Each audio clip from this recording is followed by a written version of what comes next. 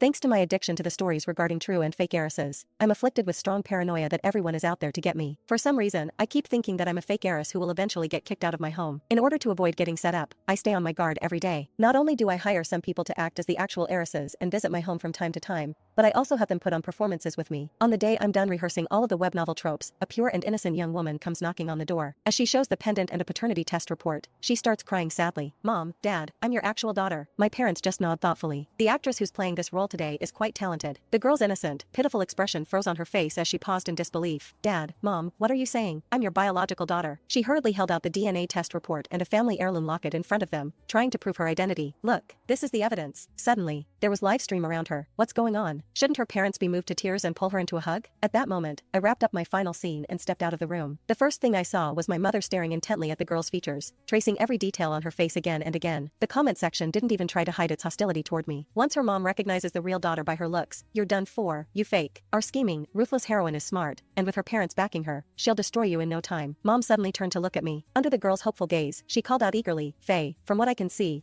this girl has the best acting skills and is the most dedicated." She even prepared her own props. You won't go wrong partnering with her. The girl glanced at them, then down at the items in her own hands. Her expression darkened instantly. I cleared my throat, feeling a little awkward. "Mom, I don't think she's one of the actresses I brought in." That caught both my parents off guard as they sat on the couch. "What? She's not? Then, who is she?" With everyone's attention suddenly focused on her, the girl grew agitated. She threw herself at my parents' feet and sobbed, "Dad, Mom, I finally found you. Even though I've suffered all these years, struggling just to get by and barely having enough to eat, it was all worth it. Our family is finally reunited." Excitement surged through the comments again. Here it is, the classic recognition scene. The female lead is so pitiful. She's maxing out her parents' sympathy instantly. I can't wait for the parents to take it out on the fake daughter. She's been living in someone else's place all these years. The girl wiped her tears and looked up expectantly, but my parents remained oddly calm, even a little awkward. Dad looked especially uncomfortable and turned his face away. "Miss, calm down for a moment." The girl looked completely baffled, unable to understand why things were unfolding this way. I took it all in and nearly failed to hold back my laughter. Over the years, I had hired no fewer than 100 actors, running through thousands of familiar fiction cliches. The recognition plot alone had been staged nearly 100 times. The first time they saw it, my parents were so moved they cried, wishing they could give their hearts to the real daughter. The second time, they felt deep regret and swore to make it up to their biological child. By the 99th time, all that remained on their faces was numbness. They even begged me in their dreams to switch to a different storyline. Since it involved questions of parentage, my parents immediately called in professionals to run a full paternity verification process. The girl's name was Tanya Lockman. It turned out she truly was their biological daughter who had been switched at birth by a nurse. After the truth was verified, my parents clustered around her anxiously and instructed the staff to set up a room for her. Tanya saw that I hadn't moved from my spot. She made a show of rubbing her eyes until they turned red. "Faye grew up by your side, living in luxury and receiving the best education. I'm just a plain, shabby country girl. How could I possibly deserve to live in the same room as Faye?" A hint of self-deprecation lingered in her eyes. "I know I don't deserve it.